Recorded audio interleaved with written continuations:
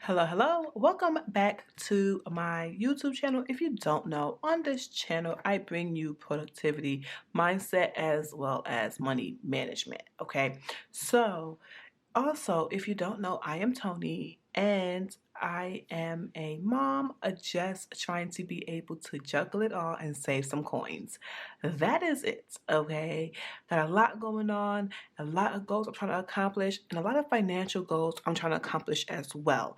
The only way I realized to get ahead of my financial goals or get on board with my financial goals is to manage my finances.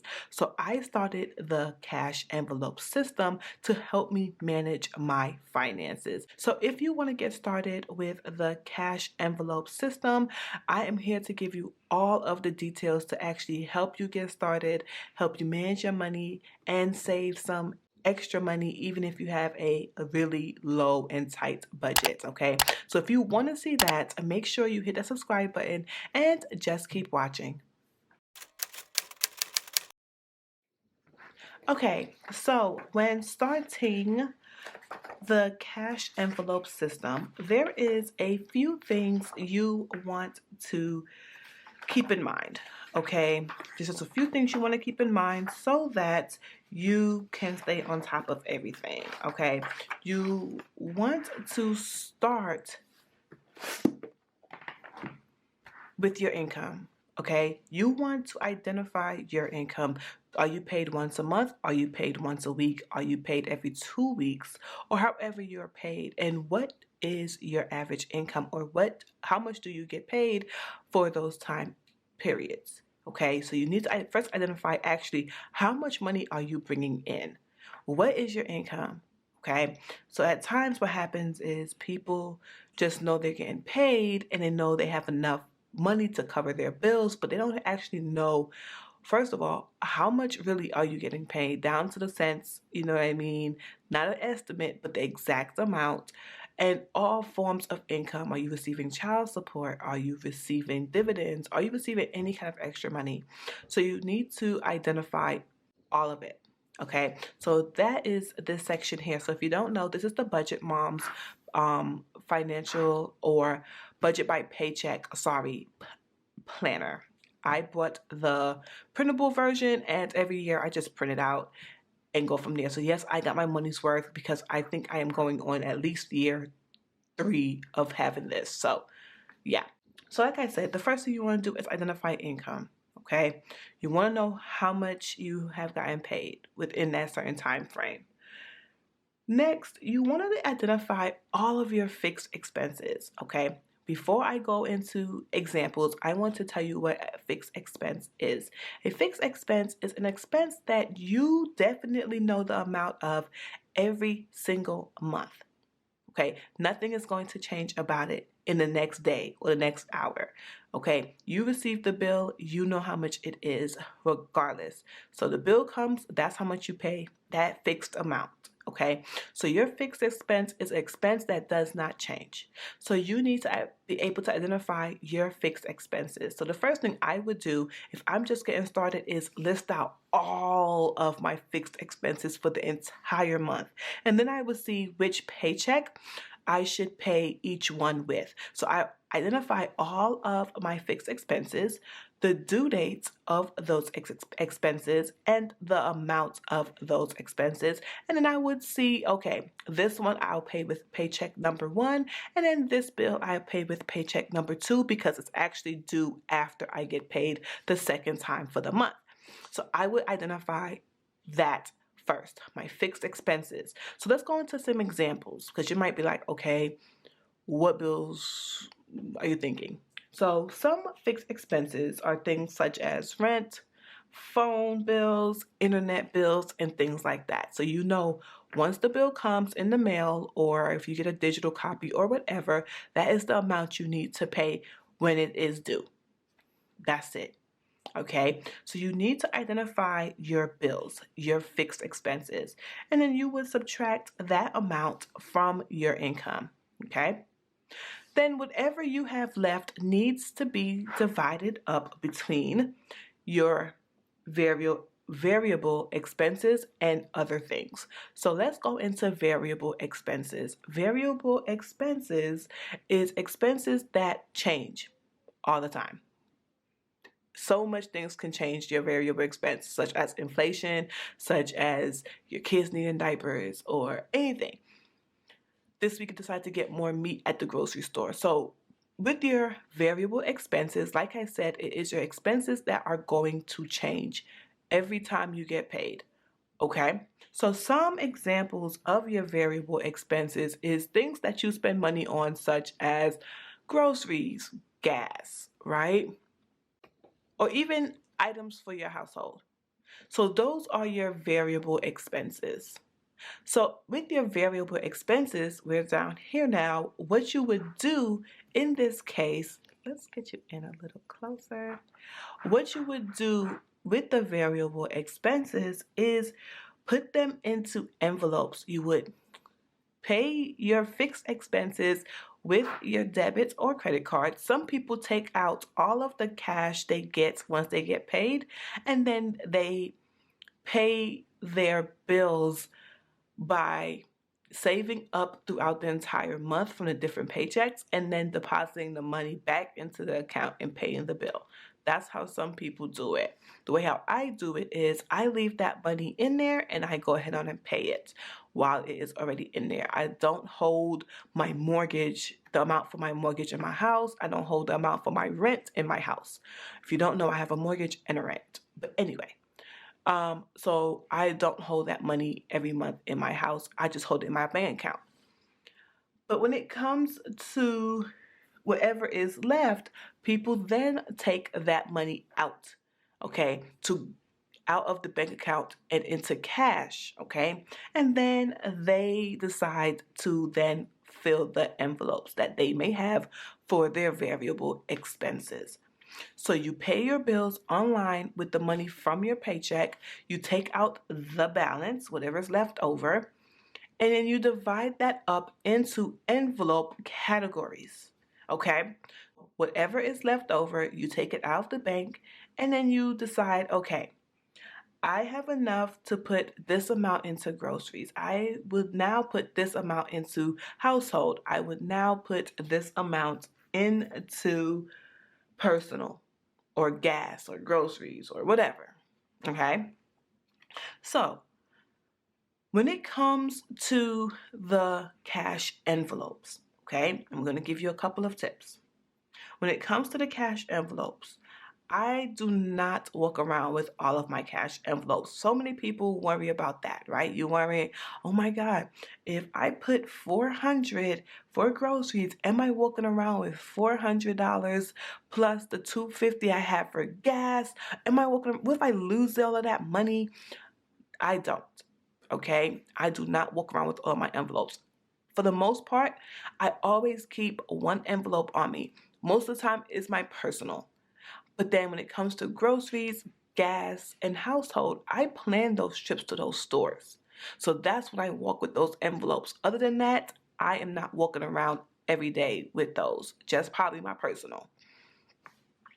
So after you get your amount for your cash envelopes, but you might be wondering, right? How much do you know to put into the envelopes, right? You probably wonder, okay, how do I know how much to put? So many different ways to figure this out. First way, look at your past spending. How much have you been spending on groceries or household products? What if you've been kind of adding it all together into the bill at Walmart? So let's say, for instance, you go to Walmart on Sundays, you get personal items, household items, and groceries all in one trip, and it's just one purchase. So you really can't differentiate it. What I would do is just kind of have like a ballpark figure. Okay, so I'll be like, okay, for the most part, I know I spent at least $150 on groceries every time I go, and I go once per week.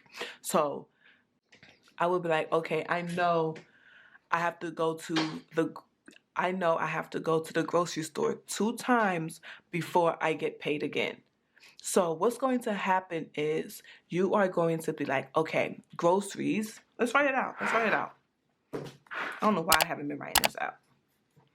So groceries, You know what? Let's put rent here. So we have rent and phone. Okay, we're just gonna do rent and phone. Our income, we'll put job, and we get $2,000. Okay, rent is 900. Phone is 100. So my bill total is 1,000. And my balance, my leftover that I need to take out of the ATM is 1,000. Okay. So I know I get paid every 2 weeks that $2,000, and I go to the grocery store every week. So what's going to happen is I know whatever amount I spend per week, I need to do that twice, because it's going to be 1 week I spend that amount and another week I spend that same amount again. So let's say, for instance, you spend 150 each week on groceries. So also, when you are a cash budgeter, a good thing to have is a calculator nearby. I always try to keep a calculator nearby.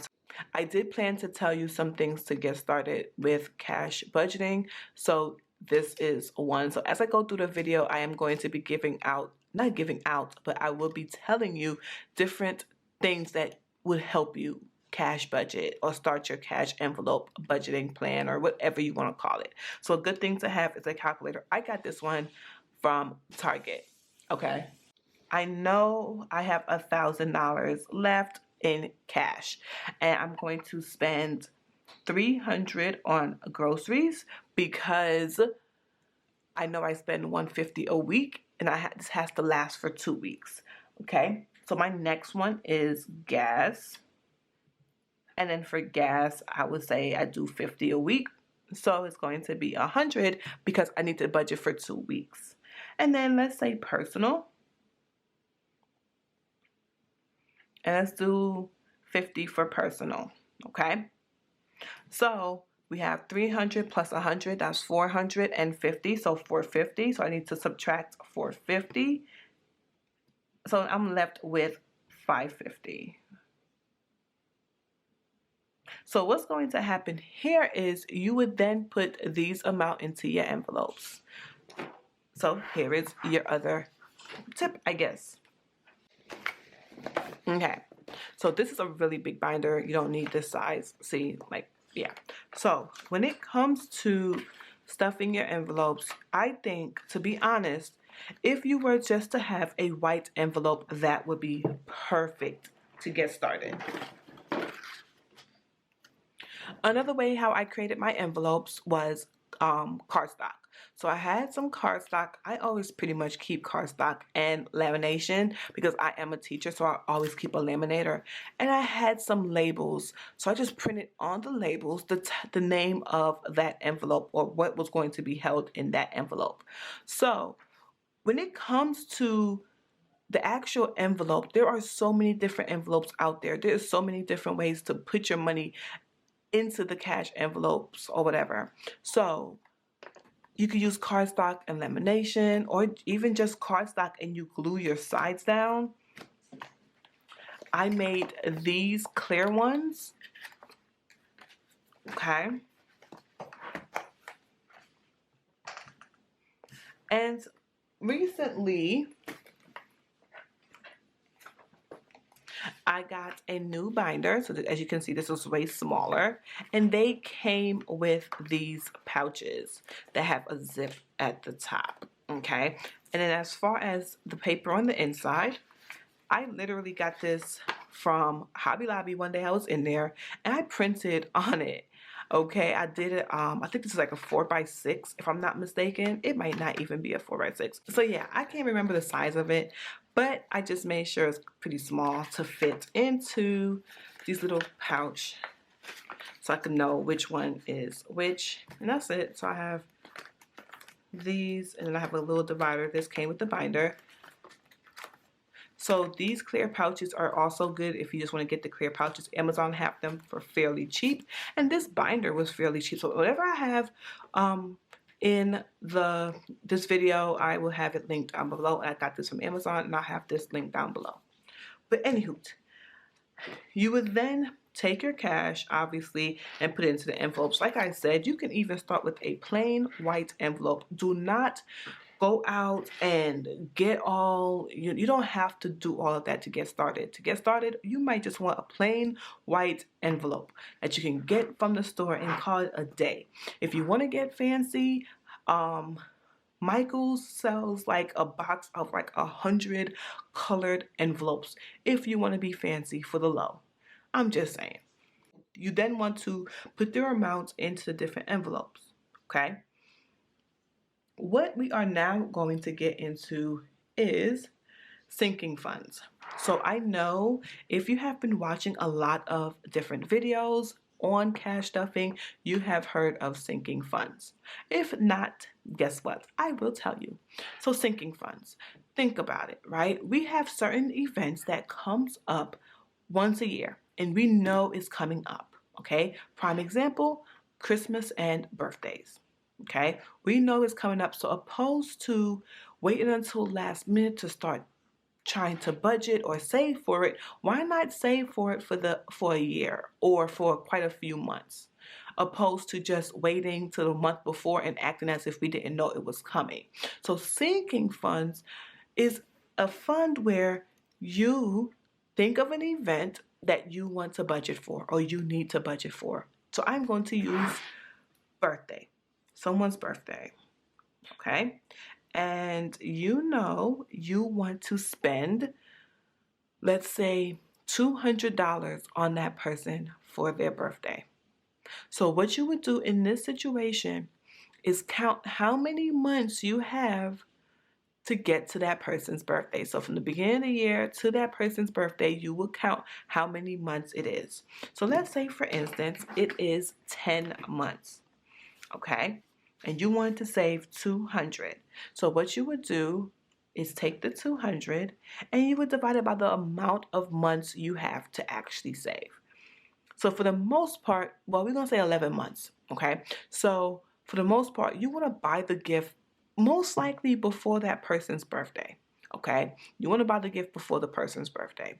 So let's say, for instance, you plan to contribute money once a month to that sinking fund. So what you would do is divide that amount by the amount of months that you need to save for. In this case, it would be 10 months because their birthday is in 11 months. So what you'll do is your 200, your 200 divided by the 10. And we have $20. So you will save $20 per month for 10 months to be able to afford that person's gift or whatever it is of $200. So that is a sinking fund. You are taking the whole amount of whatever you plan to spend and dividing it by the amount of months. And whatever number you come up with or whatever number you get is the number, is the amount of money you need to save per month or however you want to do it. Okay, so if you do every 2 weeks, you need to count how much you need to save. So let's say, for instance, we're going to do that 10 months again. In this case, we would then divide it by 20. Okay, so we will do as if we're getting paid twice a month. The 200 divided by 20. So each pay period, I would need to save $10. Okay, that's if I wanted to save money every pay period and if I get paid twice a month. So I would then just divide it by the number of payments the number of times I get paid before that person's birthday. So I need to contribute $10 every paycheck to that person's paycheck. Well, to that person's sinking fund. Okay, so the way how some people do sinking funds is envelopes at their house. So they might save up every pay period and put the money into the envelope and just have the cash on them. But some people opens up an account for each sinking fund. So I know Capital One allow you to open up multiple accounts and you can actually label those accounts in their app. So that is one way you can do the sinking funds, where you have a automatic draft to go into each account of that amount of your sinking fund. So that is a digital way and a physical way to get started with sinking funds, okay? So let's say, for instance, we're just going to put the 10 here, all right? Extra debt, okay? it is good if your game plan is to pay down extra debt or whatever. You want to create some type of game plan for tackling the debt, right?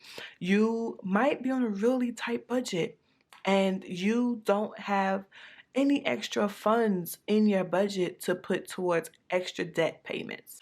Before I get into the extra debt payments, I did forget something. I did want to tell you some other types of sinking funds people save for. So we have birthdays, Christmas, car maintenance, and even back to school. So that is just a few to name. So when it comes, now I'm going to move back down to the debt payment. So if you're really on a tight budget and you cannot afford any extra debt payments, one good thing some people like to do is savings challenges to help fund their extra debt payment or their extra savings. Okay, so savings challenges, it's just a fun way to save extra money. Okay, so there are so many different types of savings challenges to help you, because especially if you're on a really tight budget and you have no money left over, having like different small or low income savings challenges is a great way to make those extra debt payments or to put towards savings. So some savings challenges, right? So first of all, what is a savings challenge? So a savings challenge is you coming up with different fun ways or different challenges to save money. Okay, so let's say for instance, you know you want to save $100 per month or $100 or even get to your emergency fund. Okay, so you want to save $1,000. So what you can do is just get creative on you saving the money and pulling money possibly from the different envelopes, okay, to help you save money to go towards debt or even just a savings account. So some savings challenges a lot of people do is the 100 envelope. So the 100 envelope savings challenge is literally 100 envelopes, and each envelope is a number. Okay, so you literally have envelope 1, 2, 3, 4, 5, 6, 7, 8, 9, 10, 11, and you go all the way to 100. So you label each envelope 1 through 100. And then what you do, every time you get paid, you pull one of the envelopes, and that is the amount that you put in the envelope. So what some people do is pull that amount from, one of the envelopes here, or they take it from, or yeah, pretty much here. That's pretty much where it could come from. Okay. The 52-week challenge is every week you have a different amount that you would save, and then you have a final goal of how much you should have saved by the time you are done. Same thing for the 26-week challenge. For those people that get paid bi-weekly, they have like the 26-week challenge, okay? So those challenges help you make extra debt payments or extra savings. But another savings challenge for a really low income or really tight budget is save the change. Okay, so anytime you are done with the store with your cash envelope, so let's say for instance you go get groceries, you spend $125.72, and you take the change and you save it, literally. So I have this little pouch. This was actually a headphone case that was around during back to school time, and I keep it in my purse, and I just keep whatever change I get, I just dump it in here. And then when I'm about to go through my budget, I just dump my change out into a jar, and that'd be it. And then possibly at the end of the year or whenever, I'll just take it to the bank to get counted and all of that good stuff. Another one is saving your dollar bills or your $5 bills after your after your store runs, or after any time you spend anything from your cash envelopes, you save your 5s and your 1s. So that's another way, if you are really on a tight budget, to help you save money to go towards extra savings or extra debt. Because if your goal is to lower your debt, you know what I mean, then that is a good way to get started. Or if you are wanting to save more, that is another way to get started.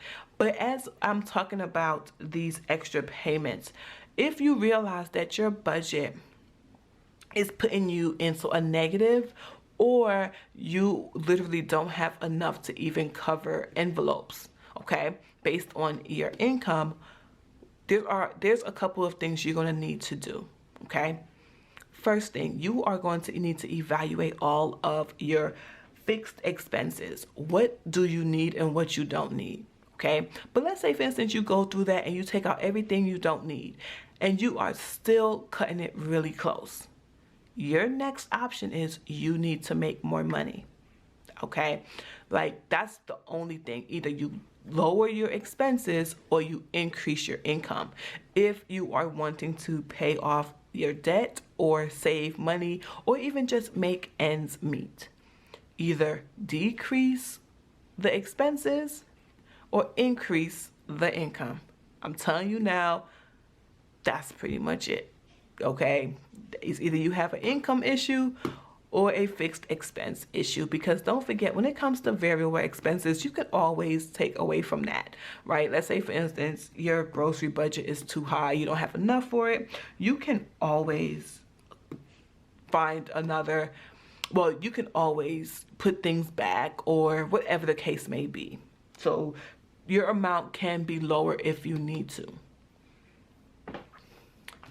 So when it comes to starting your cash envelope system, I want to tell you about a couple of more things that I do use quite often, okay? So I did go over your income, fixed expenses, variable expenses, sinking funds, extra debt payments, extra savings, as well as savings challenges. But if you are wanting to get started, okay, I'm going to go over a couple of things. I'm going to show you a couple of things that I honestly use, okay?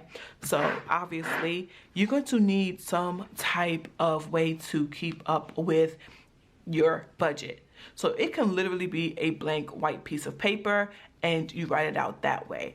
As I told you before, I did use the Budget Mom Planner, digital planner. So I just print it out every couple of months or once a year whenever I need it and plop it into my planner and go from there. So I did get my money's worth. But if you are really on a tight budget, I advise you to use a blank piece of paper and a pen. Okay, so the first thing I want to discuss, I'm not going in any kind of order, okay? It's a budget sheet. So with this budget sheet, the way how I use it is in my wallet, my cash wallet. I will put it in front of or behind the envelope it is associated with. And as I make purchases, after I leave the store, I will put the date, the description, how much I used, and my current balance. So if I'm ever wondering how much money I have in a envelope, I don't have to count each dollar. I could just look here to see what my current balance is in that envelope. So this actually comes with your cash wallets. So I'm going to show you cash wallets now. I have quite a few, okay? So I have a cash wallet here. These two are for my bi-weekly spending, and then back here is for just other my other envelopes for my weekly, and I have coupons, receipts, and things like that. Okay, deposit.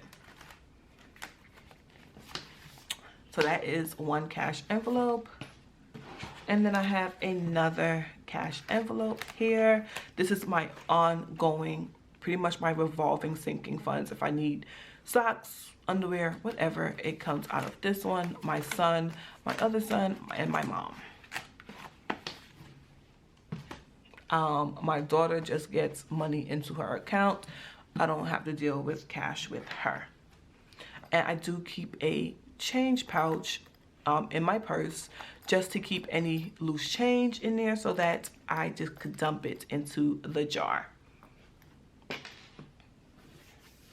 And also, like I told you before, it is good to have some type of calculator, okay, when you're dealing with cash, because you just never know. I do have two separate wallets.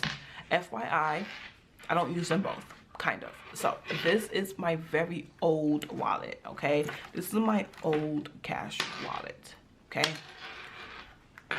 Yes, I still have cash in it. I haven't fully moved over to my new cash wallet yet. And I got this on Amazon, and let me tell you, I had this for a very long time. Okay, it's a really good wallet. Because you have space for cards, you have space for your IDs, okay, and right here you have space for change. I got a lot of change in here. See my change. So, and it does have a slot for pens, so while I'm out and about making purchases, I'm able to easily write on my trackers for my envelopes. This is my other wallet, and in the other wallet, I just got this one from Amazon as well. This one has a calculator in it, so I can just easily do my math that I might need, okay? And it did come with card slots. So it can go in here, and then you just slide your cards into these compartments here. So I thought that was pretty cool. So I can keep, you know, like my ID, my debit cards, and all of that in here, into the slots. So, because there's no like ID spot right here, so I could just keep it in here. So it came with a 3-slot one and also a 2-slot one, and the 2-slot one had a flap. So I thought that was pretty cool as well. I don't even know what I'll use this one for, but either way, oh well. So this was my other envelope, and it did come with quite a few zipper pouches. So this is the one I'm going to be transitioning to from the older one. What else did I want to show you? I think that's it. So when you're getting started, to be honest, you don't need a lot. I promise you don't, because with Amazon, if you were to get one of these binders, I think I spent under 20 bucks for the binder, and I got a lot of the zipper pouches, and I got these. I got a lot of these that came with it. So you can actually just, you know what I'm saying, if you wanted to get started with that, bam, there you go. It all comes in it, and yeah, I'm just saying. So you don't have to, you know, break the bank to get started. To be honest, you honestly don't even need this. But if you want to keep your funds in a wallet, you know, I advise you to go either the binder route or the wallet route, okay? So the binder for me, this is what I house in here. In the wallet is my everyday spending. What I house in here is the money I want to keep at home, pretty much. I feel like I talked a lot. Anywho, that is it for you to get started with cash envelope budgeting. All right, so if you enjoyed this video, make sure you subscribe to this channel, and I will catch you on the next Finance Friday. See ya.